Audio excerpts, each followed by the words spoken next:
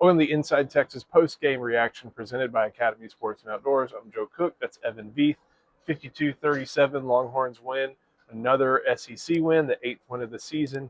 Big game setting up next week between the Longhorns and the Aggies. It'll take place right over there on Friday. A lot of fun to track. We'll be tracking it all week. So go to InsideTexas.com, sign up for $1, get that first week of access. You're going to want to stick around not only for what's going on the day after Thanksgiving, what's leading up, signing day, everything else. So sign up for Inside Texas, join for just $1. Use that first link in our description. And, when you score 52.7, you look at who caused a lot of them.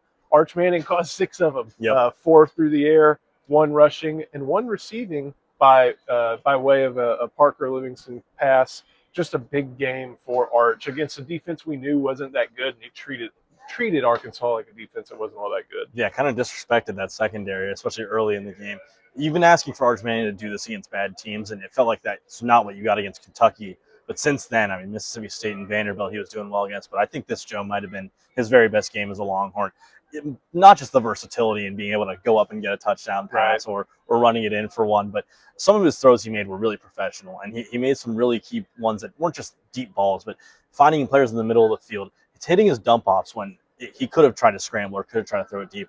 There's one sequence where they're trying to get that flood screen out where they do the turnaround and there's a running back there with a bunch of blockers, but Arkansas covered it well. Arch doesn't force it. The very next play, he's looking off a safety, and suddenly they're throwing it downfield for a touchdown. I believe it was Parker Livingston. Right. Just a really good sequence of plays there, and that's what he was doing all game. And that's exactly what Texas needed to be able to succeed in a game like this, was put up those points, because Arkansas did score there 37 in that game. Yeah, it was one of those, like, you don't want to have to get that many, but they did. And the offensive line wasn't perfect. I mean, they only rushed for like 98 yards. They did a good job. They kept them mostly pretty clean. He did a good job of moving in the pocket. And then, like I said, the Arkansas defense was as advertised. They let a lot go. You had guys running free deep. That's why Livingston, that's why Moore, even, Moore 3 times had the opportunity to get behind the Arkansas defense, just because they were not, you see why Bobby Petrino got rid of a lot of different guys in that season. We'll stay with the offense, though. I was going on and on about this a little bit. You hear football people talk about the middle 8. It kind of was the middle 10 for Texas, but it was huge because that coincided with a couple stops for the Longhorns. That punt that everybody saw bounce at like the minus 40, I think the pressure caused it to like basically do a little draw, and it went out of bounds. And once it goes out of bounds, it's out of bounds. So that's why Texas got the field position. They get a field goal before the half. They come out on the other side of halftime, get a touchdown. That's a 10-point swing at 31-20. And it kind of changed the way the game was going. And I think right after that is when Taylor Green threw his pick. So basically Texas, in a way that they sometimes do, sometimes don't, very inconsistent in that area.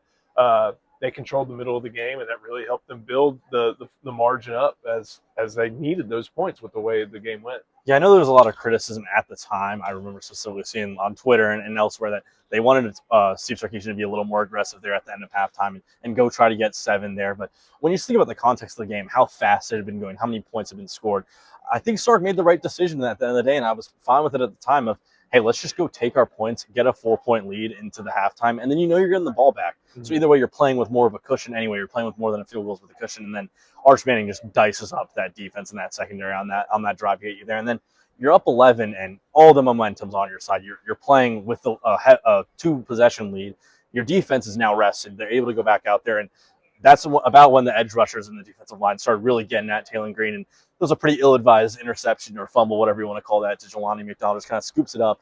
Worst one we've seen against Texas since John Mateer, but that's what happens when you kind of play for momentum and you play to give yourself a little more cushion. And suddenly Green feels like he needs to stretch a little more. Instead of having an 8-point deficit, it's 11 points. He wants to go make a play. So, yeah, that middle 10 that you were talking about, Joe, really was where Texas won this game. And I know Arkansas got a few scores late, but really, I mean, there was a point where this was really just a blowout of a game. Yeah, once they cash in that touchdown on the other side, that's what makes that whole thing work. And you're like, you get 10 points on the other side of halftime, you're feeling pretty good about yourself. Yeah.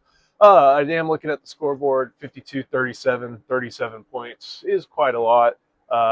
Texas did good at the beginning of the game to turn some of Arkansas's opportunities at 6s into 3s. You have those turnovers. You get the fumble that comes all the way back to Bevo. You get that interception. Arkansas was scoring on all those other opportunities, and it didn't matter if it was Taylon Green out there, if it was KJ Jackson out there, Bobby Petrino offense was doing its thing, and Texas is still, I know Anthony Hill's not out there. Steve Sarkisian said that he suspects Hill will be back for the A&M game. And Sark even talked about trying to get some guys rotated out late against Arkansas so to keep them healthy for Friday. All the same, we're still seeing a lot of issues from that Texas defense, not just running the football against a option scheme that they're going to see next week, but even in the pass game too. Yeah, they put a lot of good tape for Marcel Reed to take advantage of next Friday. Correct me if I'm wrong, Joe, but I think that's 4 straight games giving up over 35 points or 35 or more against their opponents, and that's just not what you're looking for with Texas. Obviously, the Vanderbilt game is one similar to Arkansas, where kind of just late scoring stuff that kind of the game already felt over, and some of the other teams come back in. But the defense struggled against Georgia. They struggled against Mississippi State. Really, the run game was what really stood out to me in this game. That first play, you get a 40-yard explosive for Arkansas. They kind of kept thumping with the ball, whether it be a handoff on those option plays or Taylon Green caught a player going after him or going after the running back on the edge far too often and was able to slither out for 15 and more yards. But at least Texas, what they did do well and what PK's done and made a lot of his money on as a defensive coordinator is they kept those possessions where they got deep into the Texas territory from being 6s. They were 3s. Early, Arkansas was going for field goals. They maybe should have gone for that 4th and 2. I think it was early in the game. I think it was their first drive. But as long as Texas is able to keep Texas A&M off of the scoreboard with touchdowns, they're going to be able to stay in that game and at least force a chance to give their offense the ability to go and score more than Texas A&M. But you need to make sure that you are not giving up these 75-yard touchdown drives in and out of that game against A&M, because that's what Texas A&M can do to teams. They do these long drives and suddenly they're hitting explosive and you're down 14-3.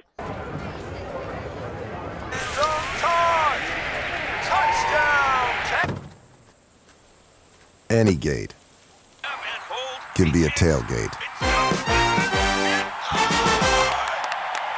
Yeah, way too many explosive plays given up to start the game. They did well to defend against letting those guys in the end zone. And you think about, I'm not sure off the top of my head how many possessions Arkansas ended up with, but they had, 7 scores. When you have 4 touchdowns, 3 field goals, you get to 37. Like you have to find the opportunities against an offense like that where you're like, okay, trying to limit points. You want the points to be 0. Don't get us wrong. I don't know how logical and realistic that is with this team to expect, like, okay, stop these prolific offenses that have had, successful against a lot of different teams to be like expecting 0s. You want that. That's the goal. But to get those early 3s while you're getting 6s, it kind of created like the small little gap that grew over the course of the game. And, that's important. The game's about points and not yards. And usually one leads to the other, but that's not always the case. A couple things the team talked about, kind of looking forward at Texas A&M. They know that they're not going to talk about any playoff stuff now because they know it all depends on if they beat A&M and beat another top 5 team.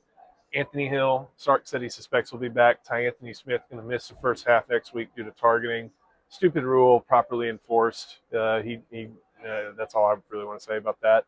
But this game's coming in.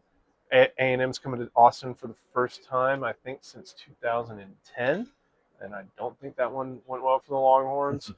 So Texas hasn't beaten A&M in Austin, I think, since 2008. And that was a Colt McCoy and company just trying to get style points for AP poll voters, I think, maybe coaches poll voters for the BCS to get into the Big 12 championship by winning the Big 12 South. We know that didn't happen despite all that.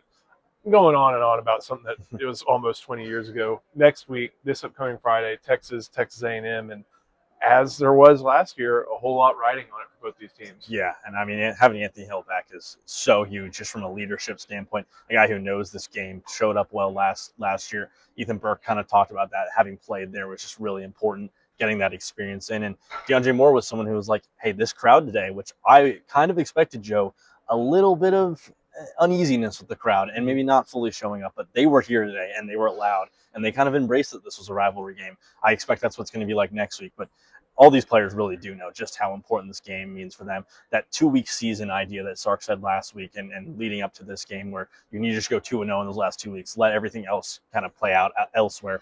You did your first part of that. You go 1-0 against your rival, Arkansas. Now you're facing a far superior team with a better defense with that same level of offense. And it's going to be hard to beat that A&M team. But Texas will be with their leaders on defense, like Hill, like Taff, who made a big play last year, like Burke. they're going to need to lock down a little bit on that side of the ball. But Arch Manning's playing the best football he has as a Longhorn yet, and the receivers still had some drops, but them and the offensive line played a pretty good game overall. And Colin Simmons, Yeah, still really good at football. Can't get out of here without mentioning him at least once. We're going to mention a lot of different things over at Inside Texas, so go to that first link in our description and sign up for just $1. Get this next week of Inside Texas. We know you're going to want to stick around after that, and then it'll be National Signing Day before you know it. All different recruiting intel, team intel, everything you need to know about the Longhorns as they head to the end of November and hopefully into the playoff. We have over on Inside Texas. So always a good time to do this on this field. Evan, thank you so much. Thank you for watching. This has been the Inside Texas post-game reaction presented by Academy Sports and Outdoors.